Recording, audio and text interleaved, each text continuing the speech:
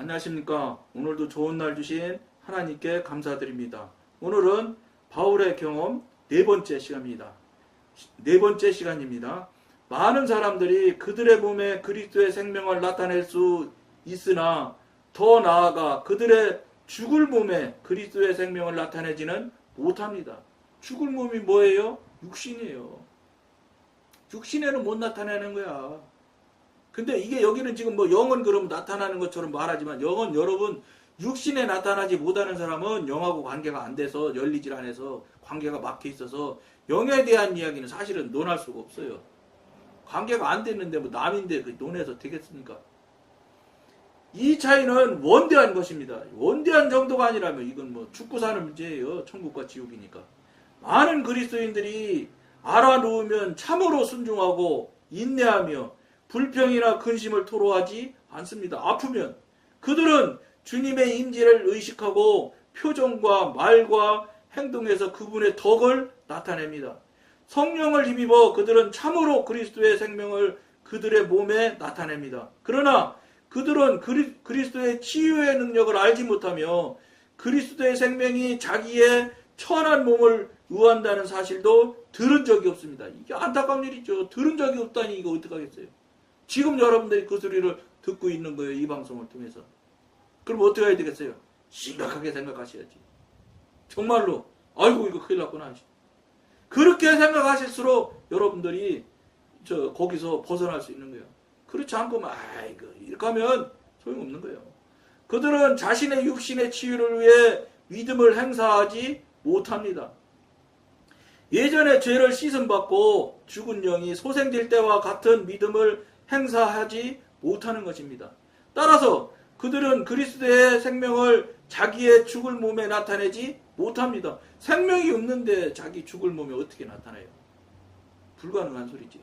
이게 무슨 소리며 이게 무슨 뜻인지를 여러분들이 알아들어야 되는데 글로는 알아들을 수 있을라는지 모르겠어요. 그런데 여러분 영적으로 뼈저리게 느끼고 깨달아야 되는 거예요.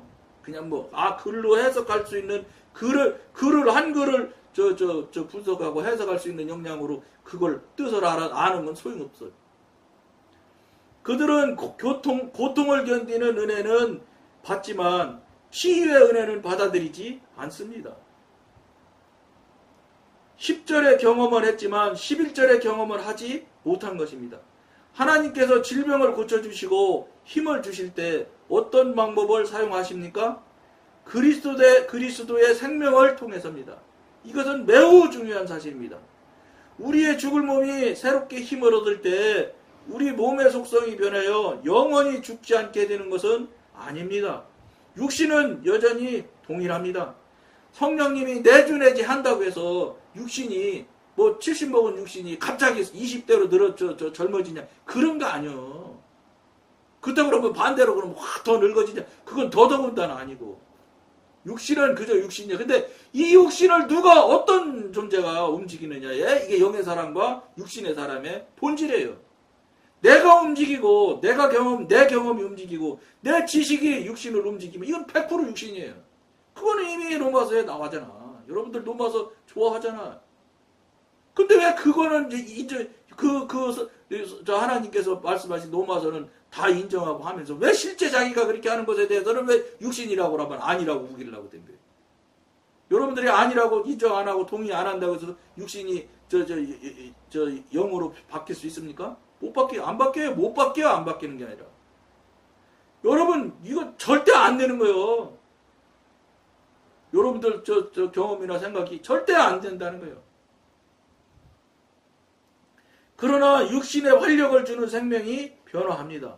과거에는 타고난 생명력에 의해서 살았지만 이제는 그리스도의 초자연적인 생명으로 삽니다. 이게 지금 초자연적인 생활을 하고 삶을 살아야 되는 거예요. 우리가. 그래야 영의 사람이 되는 거고 영의 사람이라야 하나님과 교통하고 관계가 되고 교통하고 관계하는 사람은 반드시 하나님의 전지전능하심을 경험하고 체험하게 되어 있어요.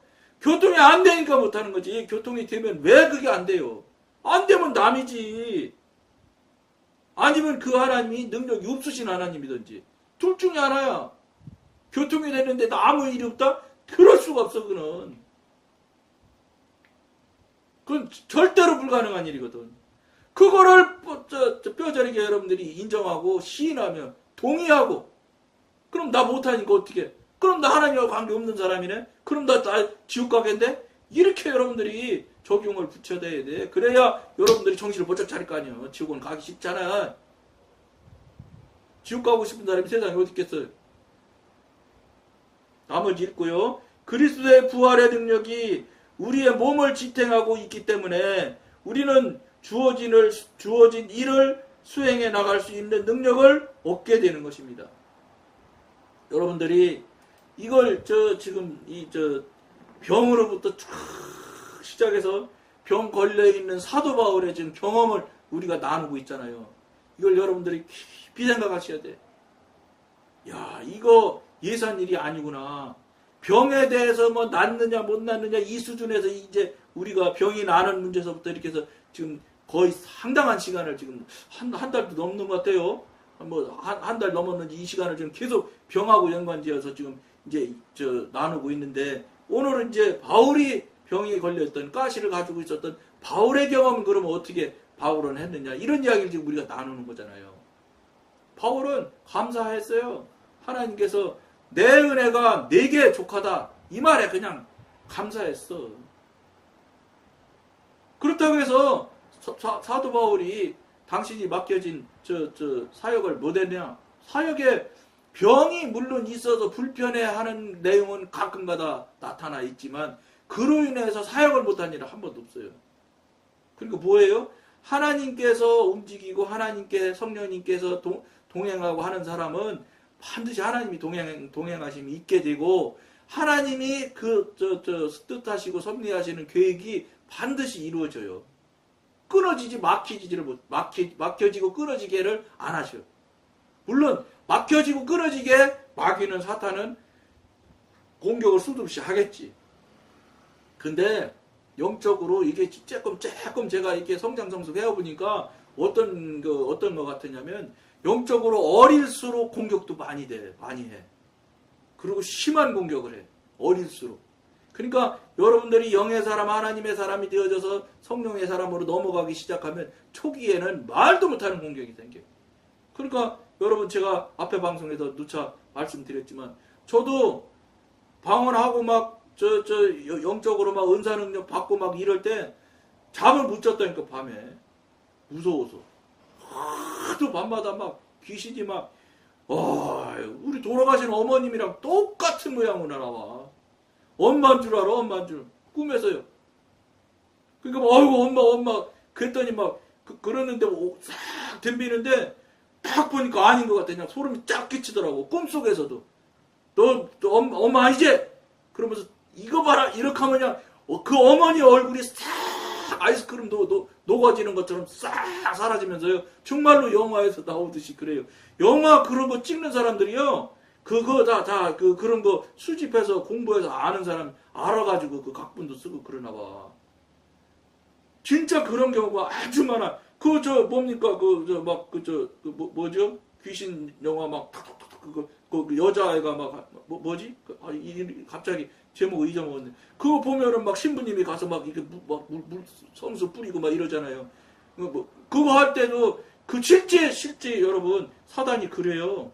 정말로 그런 얼굴로 얼굴로 다가와요. 처음에는 천사 같은 얼굴로 오지만 자기 정체가 들키면 바로 그대로 드러나 버려요. 이거 사단의 특징이에요. 그러니까 뭐라 그래 축기 한다고 그러지. 뭐라 그래? 사탄 쫓아내는 사람들 있잖아요. 그 사람들이 막 예수 이름으로 너 누구야? 그러면 막 쩔쩔매 사탄 마귀가. 자기 정체가 드러나는 걸 아주 불편해한다고. 정체가 드러나면 100% 무조건 지는 거야, 걔가. 지는데 당장 쫓겨나고 안 쫓겨나고는 조금 차이가 날 뿐이지 결국은 정체가 드러났다? 그럼 그건 무조건 사단이 진 거예요. 그럼 무조건 정체를 알게 되면은 딱 군대 마귀야. 그럼 그때부터 지는 거예요. 그러니까 예수님한테 너 누구냐 하는 게 군대 마귀라고 그러잖아. 예수님은 그냥 너 누구냐 하니까 아무 소리 못하고 고백하잖아, 귀신이. 군대 마귀라고. 그게 여러분 영적인 일이 여러분 성경에 거짓말이 없듯이 실제 영의 사람, 하나님의 사람, 하나님과 교통하고 관계가 열려진 사람이면 진짜 그런 삶을 살게 돼 있어요. 안 살면 안 되는 거예요. 그게 가짜면 몰라도 진짜면 당연히 나타나야 될 현상들이 나타나줘야 되고, 영적 성장 성숙이 되려면 영적인 전쟁을 안 하면 성장 성숙이 안 됩니다. 교회에서 지들끼리 의견 충돌하고 막 뜻이 안 맞아서 막 쌈박질하고, 이거는 영적 전쟁이 아니야. 그게 무슨 영적 전쟁이야? 저희들 고집 전쟁이지. 고집 전쟁이라고 할 수도 없지. 고집 세우는 싸움하는 거지. 그건 영적 전쟁이라고 표현하면 안 되는 거예요. 영적인 사람이라야 영적 전쟁을 하는 거예요. 근데 교회에서 무조건 무슨 일 하다 걸려서 서로 의견 다투면 무조건 영적 전쟁 한다고 또 영적 전쟁이라고 그래요. 영적 전쟁은 영적인 사람한테서 일어나는 게 영적 전쟁인 거예요. 그리고 영적 전쟁은 사람처럼 이렇게 쌈박질하고 의견 충돌하고 이렇게 하는 건 영적 전쟁이 아니고요. 마귀 사탄하고 싸우는 얘기를 하는 거지.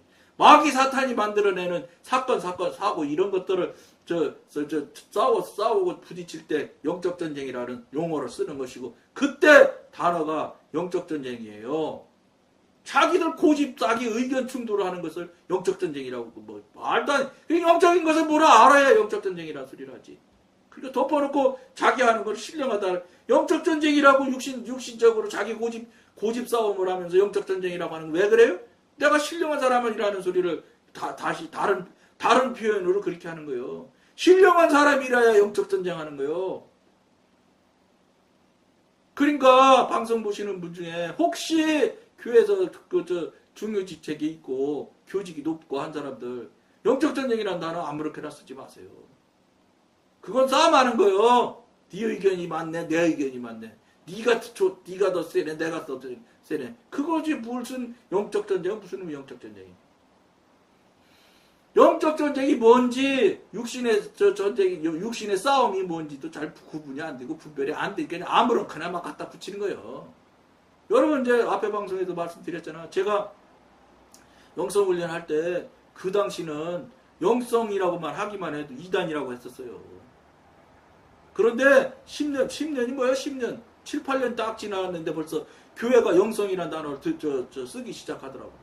그때 영성이라고만 하면 2단이라고 떠들었던 목사님들이 7년, 8년도 안 가서 자기가 먼저 영성이라는 용어를 써. 그러면 양심이 최소한도 영적인 관점에서 양심이 작동하는 목사님 같으면, 내가 불과 얼마 전에 영성만 하면 내가 2단이라고 막 뭐라고 했던 사람이 영성이라고 쓰면 내가 잘못하는 거 아니야? 이거 양심에 찔리네. 이런 생각이 들었어야 되는데, 그러면 자기 스스로 한 번쯤은 잘못했다고 미안하다고 고백을 해야 되는데, 나는 고백한 목사님 한 번도 못 봤어. 그게 현실이에요, 현실. 목사님이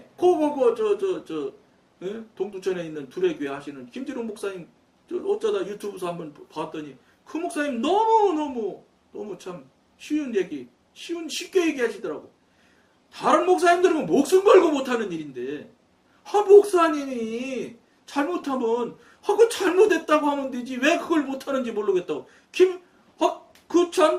그 목사님은 김진웅 목사님은 쉽게 얘기하시더라고요. 원래 그 두레교회 목사님하고 막 이렇게 하는 것도 조금 문제가 있대요. 그 목사님이 이게 또 봤을 때도 신학적으로. 그러면 그냥 내가 교인들 앞에서 내가 생각을 까딱 잘못해서 이렇게 됐는데 미안하게 됐다고. 그러면 김진웅 목사님 말씀하시는 거예요. 그 목사님 이게 교인들이 우습게 하는 게 아니라 더 존중한대, 더 존경한대. 잘못했다고 인정하면, 사과하면. 근데 한국교회 목사님들은 어떻게 생각하냐? 잘못했다고 하면 큰일 나는 줄 알아. 그게 뭔지 알아? 이게 그것의 근원이, 그걸 못하고 안 하려고 하는 그 근원이 뭔지 알아요? 그 뒤에 숨은 게 사단이에요. 육신이고 사단이라고 하면 또 목사님 화나지. 근데 육신이 사단에 속해 있는 거예요. 그건 육신 이름 바꾸면 사단이랑 관계없나? 거기도 결국은 다 사단 영역 안에서 움직이는 일들이에요. 용어만 다르게 쓰는 거예요. 사단, 지옥.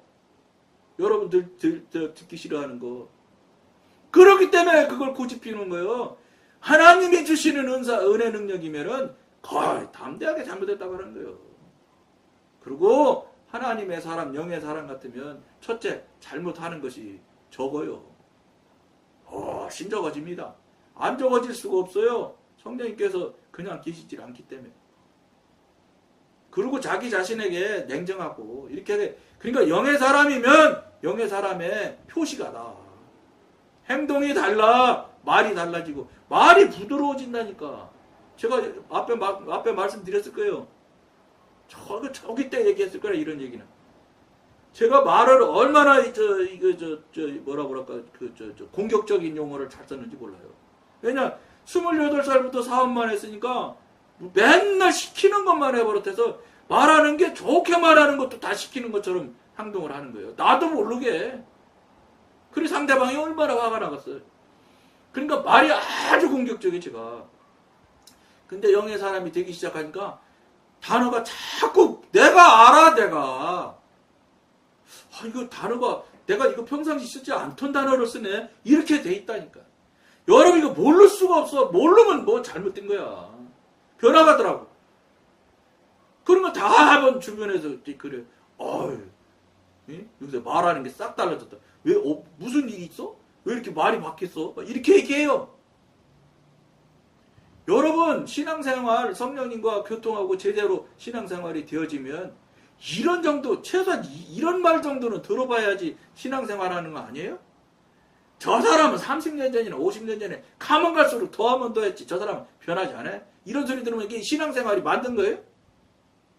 여러분 잘 생각해야 돼. 그런 소리도 한번 못 듣는 신앙생활이라면 미안하지만 신앙생활 아니지. 그냥 자기 열심만 낼 뿐이고, 자기 의에 사로잡혀서 자기한테 그냥 자기 자신이 자기 스스로에게 스스로를 속이면서 속는 줄도 모르고 계속 속고 사는 거예요. 그러니까 나중에 가서 나만큼 잘한 사람이 어디냐고 이렇게 나오는 거예요.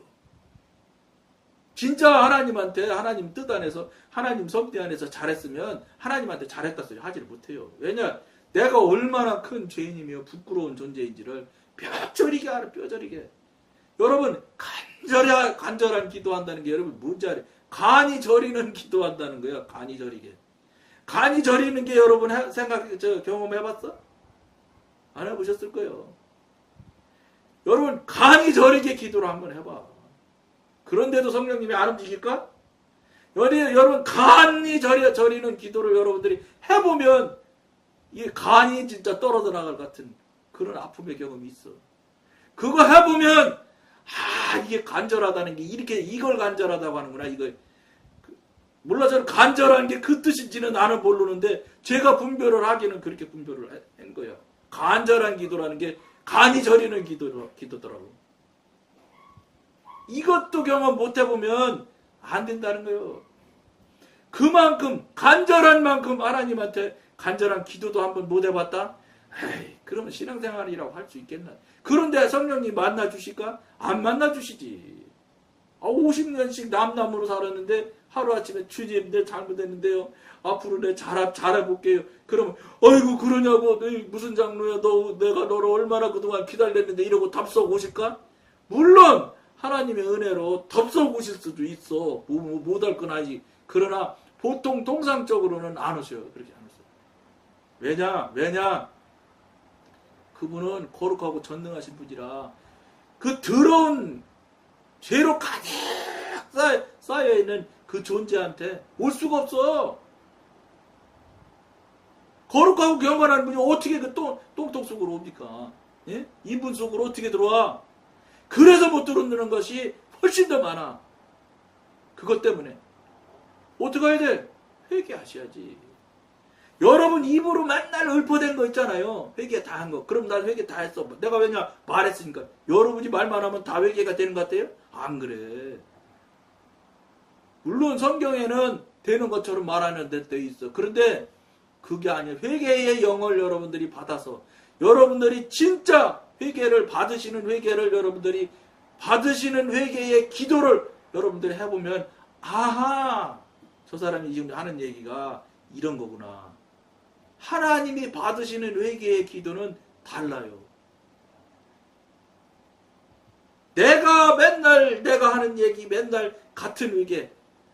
개가 토해갖고 또 먹는다면서 같은 회개 계속해. 회개하고 또 죄 짓고 또 똑같은 죄 또 지고 또 같이 회개하고 또 똑같은 죄 또 다시 먹고 회개하고 또 다시 먹고 회개하고 이걸 계속 계속해서 회개한다는 게 뭐예요? 회개가 안 됐다는 소리요. 회개가 하나님이 온전하게 회개가 성립이 돼서 하나님이 받아들여 주신 회개를 용서를 하신 회개는 다시는 우리 생각 안에 우리 다시 회개할 마음 안에 딱 없어져요. 사라져요. 다시는 또 회개하는 일이 없습니다. 이게 제대로 된 받아주신 용서받은 회개 기도야. 근데 또 생각난다? 안 된 거예요. 하나님이 안 받아주셨기 때문에 생각이 계속 나는 거예요. 내가 잡고 있기 때문에 하나님을 못 하는 거야. 이 회개하는 게. 무슨 소리요? 제대로 된 회개를 하셔야 된다는 거예요. 그렇지 않으면 성령님이 오시고 싶어도 못 와. 전능하고 거룩하신 분이 어떻게 거룩더미 속으로 와.